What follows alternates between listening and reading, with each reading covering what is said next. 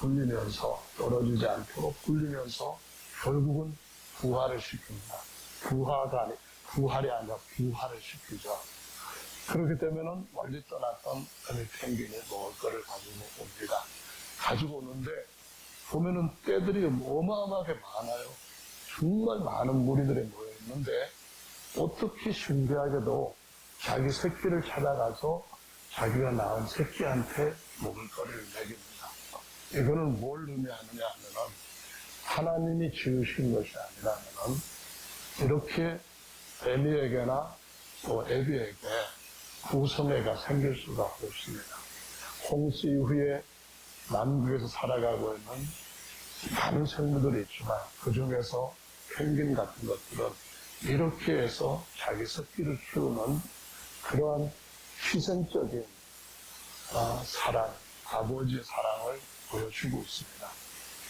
그러면은 하나님 우리 아버지는 얼마나 더 우리를 사랑하실까 생각해 볼 필요가 있겠죠. 그뿐만이 아니라 하나님께서 처음에 아담이 범죄하고 난 뒤에 곧바로 아담을 찾아오셨습니다. 신속하게 찾아오셔갖고 하나님께서 아담에게 가죽옷을 지어 입히십니다. 그 가죽옷을 지어 입히시면서 하신 말씀은 여자의 후손이 뱀의 머리를 깨줄 것이고 사망도 이겨줄 것이라고 하는 약속을 주십니다. 그 말은 다름 아니라 하나님이 자기 형상으로 지으신 아버지로서 그 아담의 범죄를 자신이 대신 해결해 주시겠다. 그런 의미거든요. 그래서 자신이 고통을 다 짊어지겠다고 하는 것을 거기서부터 보여주면서 그분이 지으셨던 생명체 중에 처음에 하나님이 지으셨던 좋은 그 창조 질서가 무너져서 고통받으면서 그 중에서도 하나님 아버지의 사랑을 보여주는 대표적인 생물이 있습니다. 그것이 바로 저기 강원도 쪽에서도 살고 있는 큰 가시고기 나무입니다. 나무가 아니라 가시고기입니다. 가시고기는 어떻게 되는가 하면은 이제 산란기가 되면은 집을 짓습니다. 몽골의 겔처럼 생긴 집을 짓는데 큰 고기는 바닥에다가 짓고 또 다른 작은 가시고기는 수초 같은 데 땅에서 한 50cm 떨어진 데다가 이렇게 집을 짓는데요. 이 속에서 나오는 여러 접착물이 있는 걸 가지고 수초 같은 것들을 모아가지고 물 속에 있는 풀에다가 이렇게 짓기도 하고 또 다른 것들은 이렇게 땅을 파고 짓기도 하는데 그걸 짓는 일이 보통 힘든 일이 아닌 건 아니라고 합니다. 죽을 힘을 다해서 짓고 그러고 난 뒤에 이제 자기가 누구랑 같이 결혼할까 해가지고 암컷들을 찾아다니는 겁니다. 암컷들이 산란기가 돼가지고 어디에서 알을 할까 하나 그렇게 할 때 가지고 후회를 하는 거예요. 그러면은 암컷이 쭉 따라옵니다. 그 수컷이 막 지그재그로 막 춤추듯이 좋다 막 이렇게 하면서 자기가 지어놓은 집으로 쭉 인도해 오는데 인도에 왔을 때에 또 상당히 많은 암컷들은 그 안에 한번 쭉 둘러보고 에이 하면서 그냥 가버린답니다. 큰 고기들의 집을 질 때는 출입구와 그 다음에 퇴구가 다르답니다. 입구와 나가는 출구가 다른데 출입구가 다른데 이유는 새끼들이 공격을 받을 때 도망을 칠 수 있도록 하기 위해서 그렇게 그 집을 짓는다고 그래요. 근데 어떤 암컷이 하나 마음에 딱 들어가지고 그 안에 들어온다는 거예요. 고무신도 짜겠듯이 고기들한테 하나님이 다 시집가고 장가갈 수 있도록 계획을 이미 다 계획해 놓으셨나 봐요. 어쨌든 간에 그렇게 해가지고 암컷은 거기 집에 들어와서 알을 쫙 산란을 하면은 그러면은 이 암컷이 홀쭉해져가지고 힘이 없이 비슬비슬 한답니다. 그때 수컷이 딱 들어가고 암컷을 밀어내버린다는 거예요. 왜 집에서 밀어내나 매정하게 그랬는데 제가 보니까 다 계획이 있더라고요. 그게 뭐냐 하면은 당신은 이렇게 고생을 많이 했으니까 다음부터는 내가 책임질게. 빨리 나가라. 그래가지고 집에서 나가면은 암컷은 힘이 없어서 조금 이렇게 둥둥 뜨다가 불어 넣어버린대요. 배가 위로 올라오면은 죽었다는 거거든요. 그러면은 암컷이 낳아놓은 알에다가 이제 수컷의 백을 쫙 뿌려가지고 부화를 시키는데요. 이때 이거를 잡아먹으려고 온갖 물고기들의 공격을 해오는데 그거를 계속 싸워서 이기는 거예요. 가시고기라는 말은 여기나 여기에 아주 날카로운 가시가 나있기 때문에 그래서 가시고기라고 하는데 사투를 벌이는 거예요. 잡아먹으려고 하는 자와 자기 새끼를 지키려고 하는 아비와 하는데 부화시키기 위해 가지고도 산소를 제대로 적당하게 공급을 해야 되기 때문에 진더미로 계속해서 구체들을 한대. 오랫동안 일을 하면은 기진맥진이 된대요. 그래가지고 이제 조그만 새끼들이 아래서 하나씩 부활해 나오면은 그 다음에 가시고기 애비도 그만 힘이 다 소진돼가지고 배가 울어 붓던데 그러면은 치어들이 뭐를 먹느냐 하면은 자기 아버지의 살을 먹으면서 마음대로 적들로부터 피할 수 있을 정도로까지 자라게 되고 그렇게 되면 그것들이 다시 바다로 갔다가 또 연어처럼 자기 어머니가 살았던 곳에 올라와서 또 그와 같은 일들을 반복해서 지금까지 계속해서 가시고기들은 그 아버지의 사랑을 통하여서 번성하고 계속해왔다는 것을 보여주고 있습니다. 고기들까지도 자기 새끼를 사랑하는 그런 모습들을 감동적으로 보이잖아요. 그러면은 그런 마음을 심어주신 본래 오리지널 원본 마음은 어디서 찾을 수가 있을까요? 바로 하나님께로부터 찾을 수가 있는 줄로 믿습니다. 저거는 하늘에서 들려온 소리는 아닙니다. 하나님 아버지께서 펭귄이나 고기 같은 그런 보잘것없는 생물에게도 그분의 사랑과 질서를 보여주십니다. 사실 여러분이 잘 아시는 것처럼 남자의 정자에도 조금 미토콘드리아가 있는데 근데 자녀들한테 미토콘드리아가 전달은 되지 않는데 이유는 수정 단계에서 남자의 정자 안에 있던 미토콘드리아는 스스로 자기 소화라고 하는 과정을 거치게 되는 거예요. 자기 소화라고 하는 것은 뭐냐면은 자기 스스로를 그냥 분해를 해버린다는 거예요. 이걸 뭐를 얘기하느냐 하면은 하나님께서 범죄한 아담과 그 후손들을 위하여서 하와라고 하는 여자를 하와라는 이름을 지을 때에 모든 산자들의 어미다 하는 의미로 하나님 지어주신 거거든요. 그래서 그 어머니로부터 딸로 이렇게 미토콘드리아가 계속 이어지게 되는데 왜 남자의 미토콘드리아는 그 사이에 그 과정에서 자기 소화를 일으켜서 그냥 전달이 안 되느냐 하면 이것은 바로 하나님께서 우리 자신을 위하여서 범죄한 아담과 그 하와의 모든 후손들한테 그 죄를 위해 자신을 십자가에서 온전히 제물로 주시겠다고 하는 것, 하나님을 받으셨다고 하는 사실을 보여주고 있는 것입니다.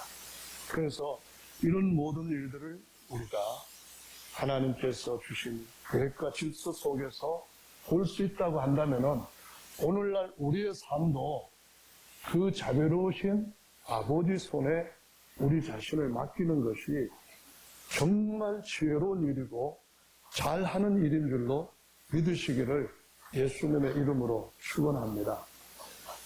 우리가 사실 구약 성경은 히브리어로 기록되어 있다는 사실을 알고 있습니다.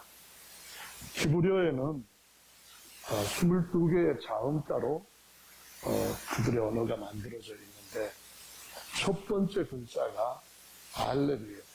두 번째 글자가 베드라고 하는 겁니다. 베이드. 여기에서 헬라어로 알파와 베타라고 하는 글자가 나옵니다.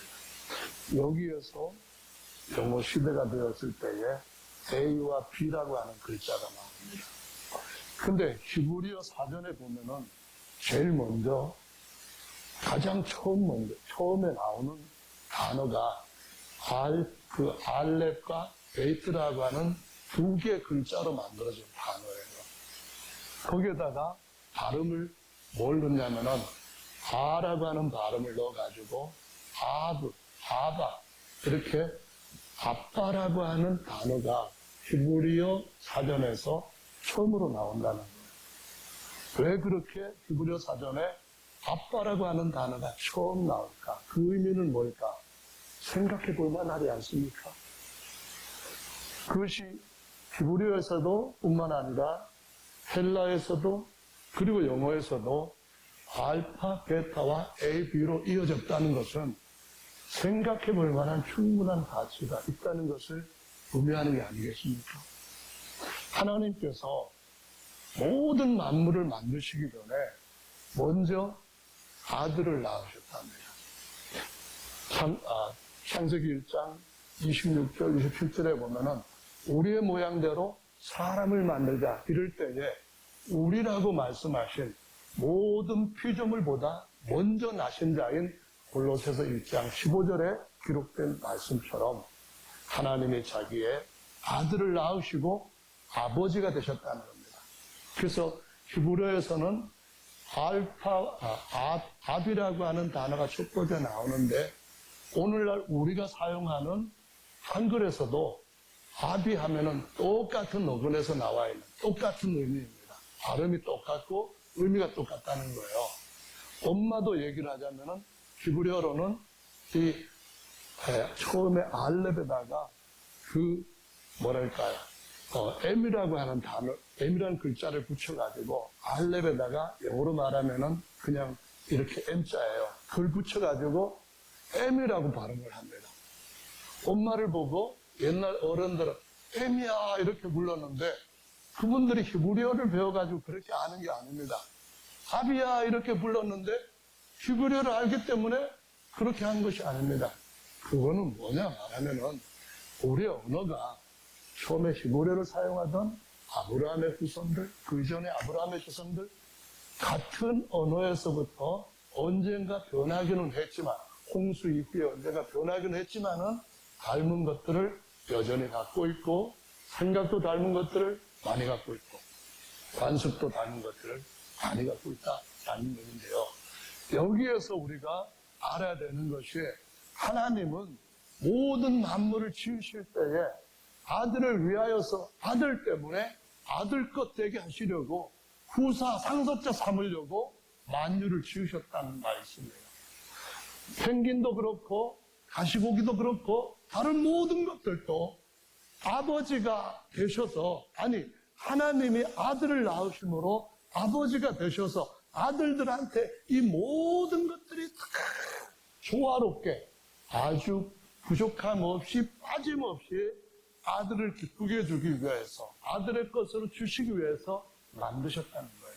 그런데 거기에 죄가 들어와서 질서가 깨지게 되고 온갖 잘못된 것들이 일어나기 때문에 요즘에는 미토콘드리아가 부계에서도 조금씩 나타나기 시작한다는 거예요. 왜 그러냐 하면은 돌연변이들이 자꾸 생긴다는 거예요. 요즘에 일어나고 있는 이 바이러스도 처음에 발견되었던 바이러스보다도 전염성이 더 강하다 그런 얘기를 하는데요. 왜 그러냐 했는데 돌연변이가 일어났대요. 아니 그 사이에 변이들이 생겨가지고 더 이제는 심하게 전파를 시킨다 이런 얘기를 하는데요. 언젠가는 하나님께서 그분의 가장 좋은 질서대로 회복하게 하시는 역사가 일어나게 될 줄로 믿으시기를 바랍니다. 할렐루야. 이것을 하나님이 보여주시기 위해서 믿음의 조상이라고 하는 사람을 찾으셔서 부르셨는데 본래 그 이름이 아브람이었어요. 아브람이라는 이름은 존귀한 아버지 이런 뜻입니다. 아부 또는 아비가 아버지라는 우리말과 똑같이 의미와 뜻이 같아요. 존귀한 아버지라는 말은 본래 하나님이 모든 걸 지으셨기 때문에 그것의 아버지라는 겁니다. 그래서 에베소서 4장 6절에 보면은 하나님은 만유의 아버지시다 그러셨거든요. 만유의 아버지다 그 말은 발명의 아버지 또 뭐의 아버지 그럴 때 뭐 음악의 아버지는 할 때 그 처음에 그것에 시작된 사람을 가리켜서 아버지라는 이름을 붙이는데 만유를 다 그분이 지으셨기 때문에 만유의 아버지다 해서 요거를 사람들이 친근하게 이해를 하게 하시려고 하나님이 부르신 한 사람의 그 이름이 아브람이었다는 뜻이에요. 그래서 아브람은 모든 것들을 지으신 창조주 아버지에 대한 것을 보여주는 이름입니다. 그런데 그가 하나님이 택하시고 하나님의 백성 삼으시면서 영원히 약속을 맺는 사람으로 새로운 자리에 들어오게 되었을 때 아브라함이라는 이름으로 바꿔주셨다는 거예요. 그 말은 무슨 말이냐면은 하나님께서 아브라함이라고 하는 이름을 주신 것은 너를 통하여서 새로운 하나님을 믿고 언약을 맺은 그런 백성들 곧 선민들의 아버지다, 아비다. 그래서 아브라함이라고 하는 이름으로 바꿔주셨다는 거예요. 그 말은 무슨 말이냐면은 만유의 아버지가 우리의 아버지가 되시겠다라는 것을 보여주시고 있는 거예요.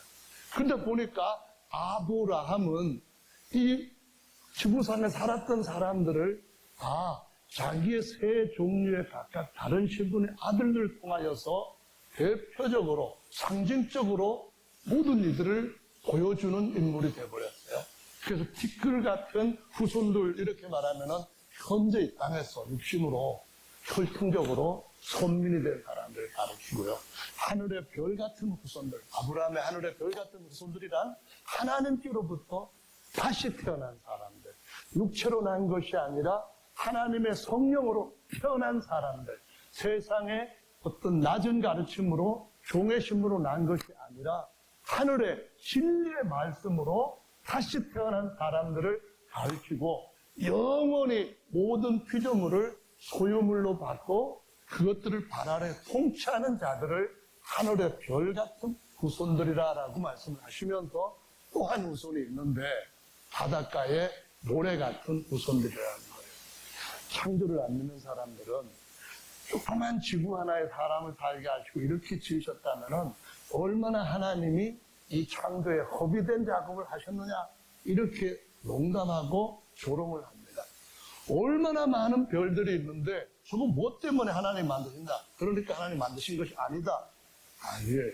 만유는 하나님께서 그 아들들에게 영원토록 번성하고 번성하게 하시고 그 번성케 하는 사람들을 다스리는 이가 바로 오늘 이 시대에 진리의 말씀으로 은혜와 진리 이 물과 성령으로 거듭난 사도들이 처음에 가르쳤던 그 진리의 말씀으로 난 자들한테 다스릴 백성으로 주셨다라고 말씀합니다. 그래서 이 아브라함, 아비라고 하는 의미가 성경에서 전체적으로 영원토록 얼마나 중요한 의미를 가지고 있는가 하는 것을 저와 여러분들이 아셔야만 되는 줄로 믿습니다. 하나님은 정말 좋으신 아버지심을 믿으시기를 바랍니다. 우리 교회에 아버님이 일찍 돌아가셔가지고 이제 직장에 들어가실 때 아버님 성함을 넣는 그런 소리에 칸이 있었는가 본데요.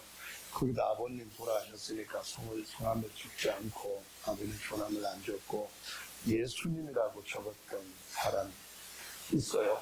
그 사람이 있는데 실제로 미국에 있었던 한 분을 소개하려고 하는데요. 이 사람은 가난한 벽돌공의 아들로 태어난 사람이에요. 12살 때까지 이제 초등학교 교육을 받고 그 이후에는 교육을 받지 못했고 14살 때 아버지가 돌아가셨대요.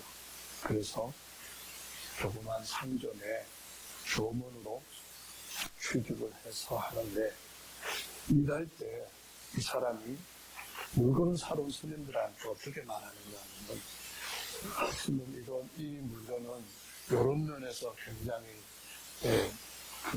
문제가 있어요. 이건 조금 가격 면에서 그래요. 뭐 하면서 그 얘기해주고, 하지만 다른 제품하고 비교해보면 이런 점이 좋고 이런 점도 괜찮아요. 그러면서 어느 걸 사시든지 마음에 드는 걸 사세요. 이런 식으로 팔았다는 거예요. 주인이 보니까 딱하거든요. 딱하기보다는 너놈이 지금 바보 같다 이런 생각이 드는 거죠. 그래서 야, 그렇게 물건 팔지 마라. 그럼 우리 장사 망친다. 그랬는데 이 아이가 하는 말이 당당하게, 주인 아저씨 걱정하지 마세요. 당장은 많이 팔지 못할지라도 정직하게 팔면 손님은 다시 우리 가게를 찾아올 거예요. 그랬답니다. 그래서 그 소리에 주인이 아무 소리 못하고 그냥 듣는데, 실제로 아이 말이 맞아서 정직한 가격, 꼼꼼한 품질 관리, 품질 관리로 판매한 그의 방식이 많은 손님들한테 인정을 받게 돼가지고 소문이 퍼져갖고 장사가 날로 번창하게 되었어요. 사실이에요. 그리고 이 주인이 죽으면서 23살이 아니라 그때는 아직까지 나이가 안 됐는데요. 그 가게를 그 젊은 아이한테 물려줬대요. 그러고 나서 이것을 발판으로 해서 이 아이는 23살 때 남성용 의류 상점을 개설하여서 31살 때 백화점을 세웠대요. 이 백화점을 세우고 필라델피아와 뉴욕에 백화점을 세우면서 백화점의 왕이 되었다고 알려줬어요. 그가 누군가 하면은 1838년부터 1922년까지 살았던 존 워너메이커라고 하는 사람입니다. 이 사람이 얼마 후에 최신부 장관이 되었어요. 최신부 장관이 되어가지고 인터뷰를 했어요. 당신은 정말 어려서부터 고생도 그렇게 심하게 했고 배운 것도 없이 오늘날 어떻게 장관의 자리까지 올랐습니까? 물었더니 하는 말이, 장관은 부업이고 주일학교 교사가 본업입니다. 이렇게 대답을 했대요. 주일학교 교사가 본업이다 하는 말을 들으면서 저는 주일학생들한테서 뭔가 많이 배웠나 보다. 어린아이 같은 그런 마음이 아니면은 천국에 결단코 들어오지 못하겠다고 제자들한테까지, 사도들에게까지 말씀을 하셨는데, 이 사람이 거기서 뭔가 중요한 것을 배웠나 보다 이런 생각을 하게 되었어요. 그래서 그런 열정으로 60년간을 주일학교 교사로 봉사를 했다고 해요. 그래서 그 사람이 수많은 교회들을 세우고 YMCA 총재가 되어가지고 65년 동안 권신하면서 세계 곳곳에 YMCA 건물들을 지었다고 해요. 우리나라에도 황성 기독교 청년회, 지금은 YMCA라고 불려지는 이 단체를 만들고 1907년에 그가 기증한 것이 있는데, 종로 2가에 있는 YMCA 대강당이 그래요. 근데 이 사람이 평소에 성공하는 데 필요한 7가지 습관이 있었대요. 첫째로는 아침에 일찍 일어난다. 긍정적인 삶의 태도를 갖고 산다. 절약하고 저축한다. 독서하는 습관을 항상 갖는다. 기도하는 습관을 갖는다. 메모하고 정리하는 습관을 갖는다. 칭찬하고 격려하는 습관을 갖는다. 이렇게 7가지를 가졌는데, 그런데 그것보다도 진짜 인생 역전의 비결은 다른 데 있다고 해요. 한 신문기자가 그에게 지금까지 투자한 것 중에서 가장 성공적인 것은 무엇이었습니까? 하고 물었는데, 그가 분명한 어조로 이렇게 대답을 했어요. 제가 12살 때 최고의 투자를 한 적이 있죠. 그때 나는 $2 75센트를 주고 성경 한 권을 샀습니다. 이것이 가장 위대한 투자였어요. 왜냐하면 이 성경이 오늘의 나를 만들었으니까요 라고 대답했대요. 그가 84살 때 주일학교에서 또 이런 간증을 했대요. 저는 지난 75년 동안 주일학교에서 생활했습니다. 주일학교는 제 평생의 학교였고 성경은 제 인생의 교과서였습니다. 저는 날마다 성경을 먹고 성경과 더불어 제 인생의 하루를 시작했습니다. 성경을 읽고 성경을 배우고 성경을 가르칠 때 제 인생은 가장 행복했고 즐거웠습니다. 여러분이 인생에서 성공하고 싶다면 성경 읽는 습관을 소중히 여기시기를 바랍니다. 이 워너메이커의 성공 비결은 어디에 있었는가요?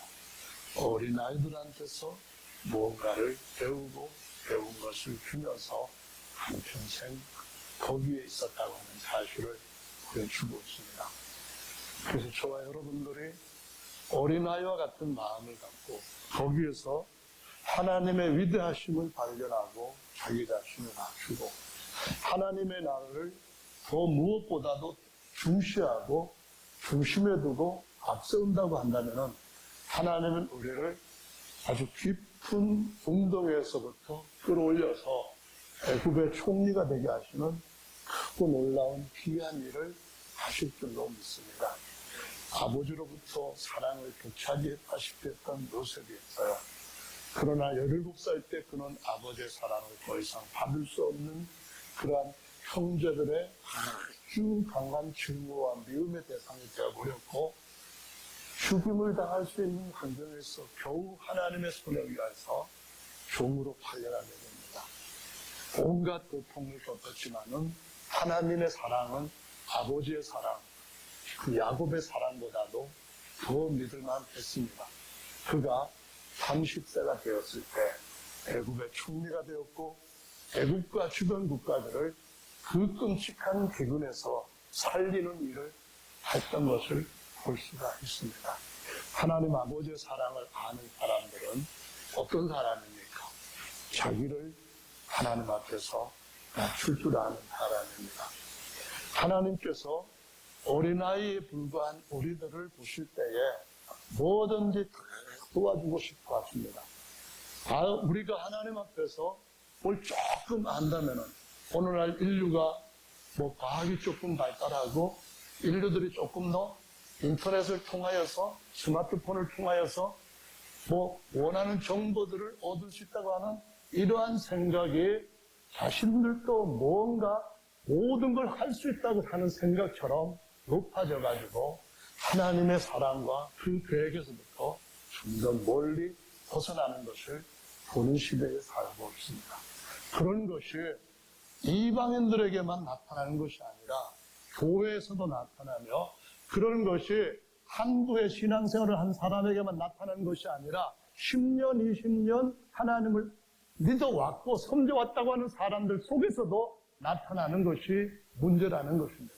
우리 육체 아버지는 늙으면 아들한테 질 수가 있습니다. 힘에서도 질 수 있고 지식에도 딸릴 수가 있습니다. 그렇지만 우리 영의 아버지는 영원하신 분이시고 모든 것을 아시는 분이시고 모든 것에 능하신 분이신 줄로 믿으실 필요가 있습니다. 그러기 위해서는 먼저 그분의 나라와 그 아버지를 알고 경외하는 마음이 필요한 거죠. 마가복음, 누가복음에서는 오늘의 말씀 똑같은 본문을 이렇게 다른 각도에서 기록을 하고 있습니다. 내가 진실로 너희에게 이르노니 누구든지 하나님의 나라를 어린아이와 같이 받들지 않는 자는 결단코 천국에 들어가지 못하리라 라고 말씀하십니다. 우리가 똑똑해지는 것은 하나님에 의해서 똑똑해지는 것이 세상인 줄로 믿으시기 바랍니다. 사람들이 볼 때 어리숙하고 미련하게 보인다 할지라도 하나님이 보실 때에 너 정말 내 마음에 쏙 드는구나 할 때에 주님은 다른 이들에게 하시지 않는 그 일을 그 마음에 합한 자들에게 하시는 줄로 믿으시기 바랍니다.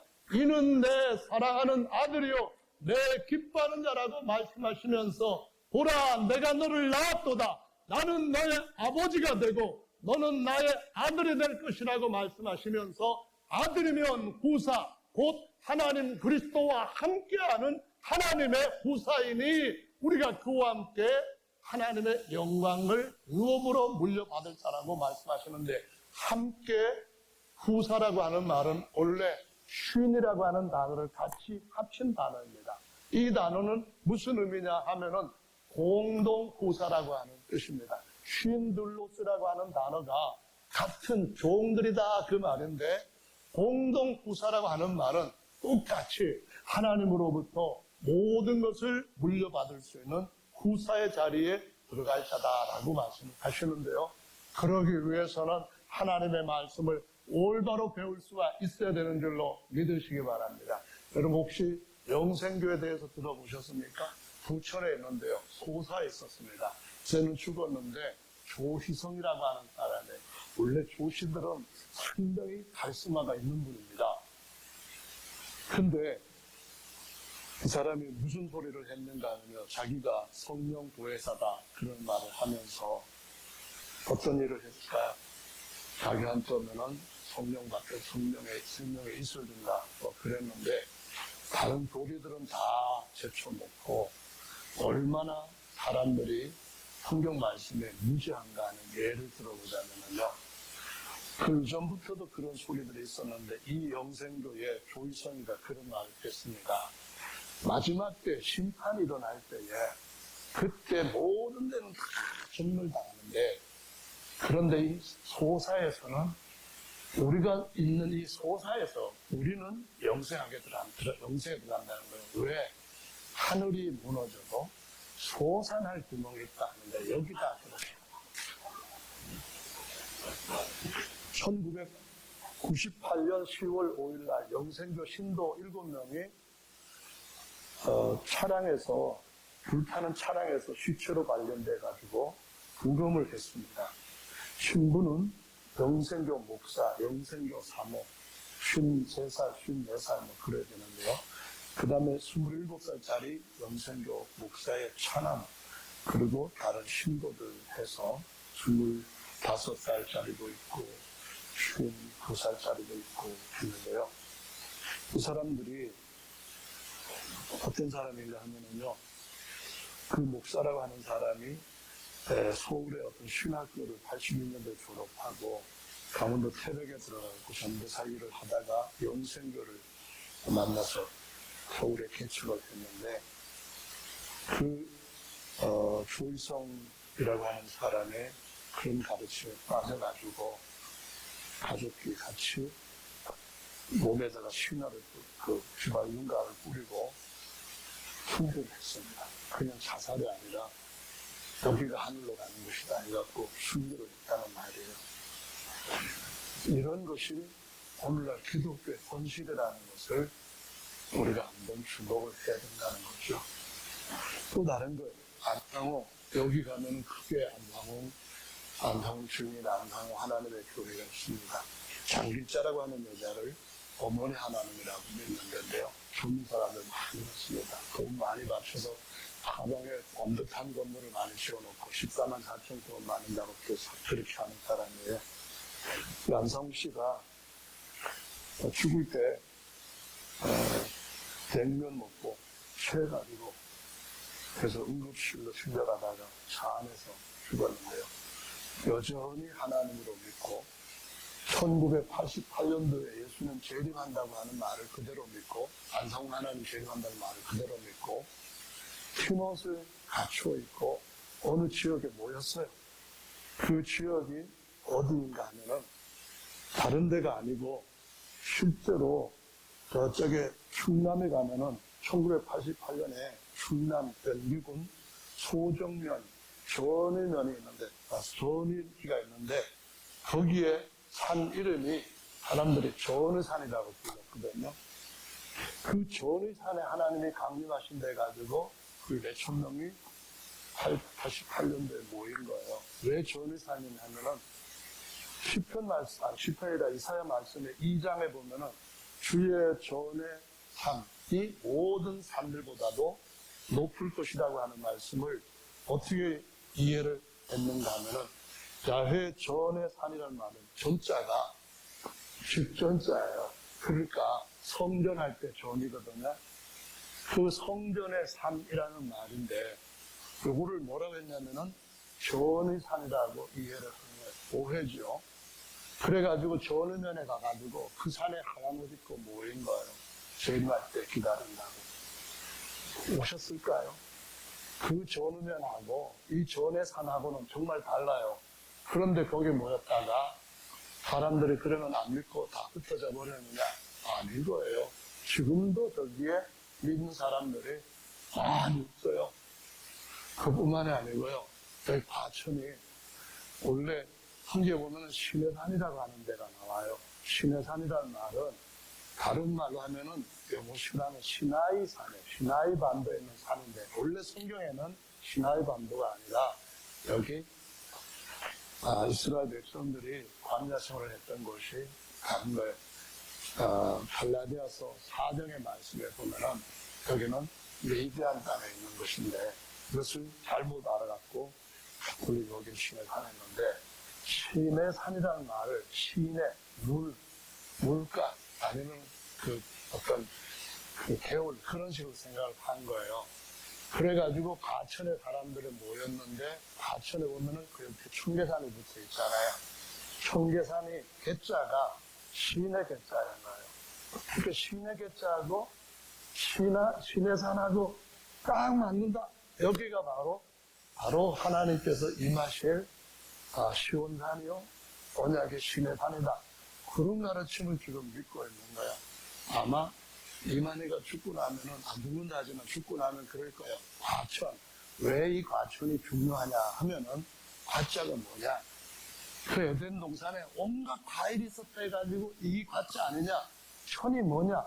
거기에서 강들이 4개가 흘렀다고 하지 않냐? 그러니까 여기가 과천이 에덴 동산에 실제 지구상에서 없는 유일한 땅 아니겠냐? 이런 가르침 만들어낼지도 몰라요. 물론 저한테 오면은 그건 아니다고 얘기해 주겠지만은, 이 사람들은 뭐든 간에 붙여가지고 만드는 사람들입니다. 성경은 말씀하시기를 어린 나이, 갓난 아이와 같이 하나님의 말씀을 사모하고 갓난 아이가 젖을 사모하는 것처럼 하나님의 말씀을 사모하라라고 가르치고 있습니다. 어린 애, 태어나서 젖 먹고 자라는 아이들이 뭐가 필요할까요? 장난감?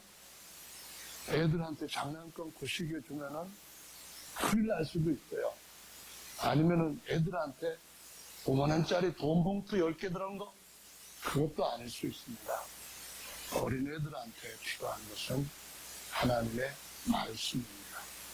모두가 다 어린애같이 될 필요가 있는 것은, 성경에 가장 지혜로운 왕이었다고 하는 솔로몬이 그랬어요. 꿈에 하나님, 나 너한테 뭐 주고 싶은데 뭐 줄까? 그랬더니 명예도 아니고 권력도 아니고 치유해 주십시오 했습니다. 그것이 하나님의 마음에 맞은지라 지혜도 주시고 권력도 주시고 장수도 주시고 부귀도 주시고 모든 것들을 다 주셨다고 합니다. 그때 이 솔로몬이 뭐라 했냐면은, 주여 저는 어린애이기 때문에 선악을 제대로 분별하지 못해요. 선악을 분별할 수 있도록 이 어린아이에게 치유해 주세요. 이렇게 말합니다. 에레미야 자신이 어린아이라고 할 때 하나님께서 그를 강한 열방의 선지자로 세우시고 사용하셨던 것을 볼 수 있습니다.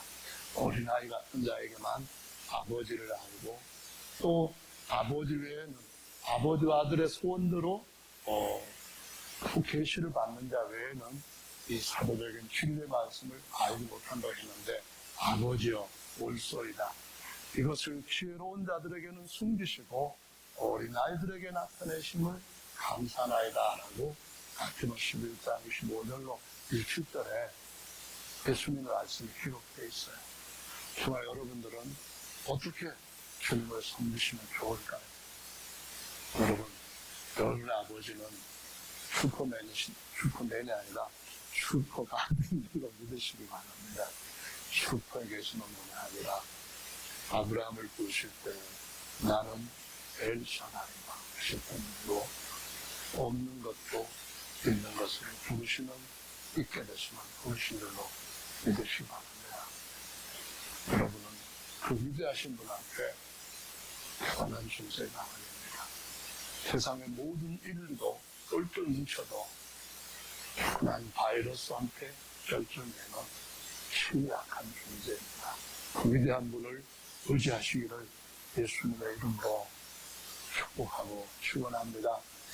찬송 한 장 같이 하시고 기도하는 시간 갖겠습니다.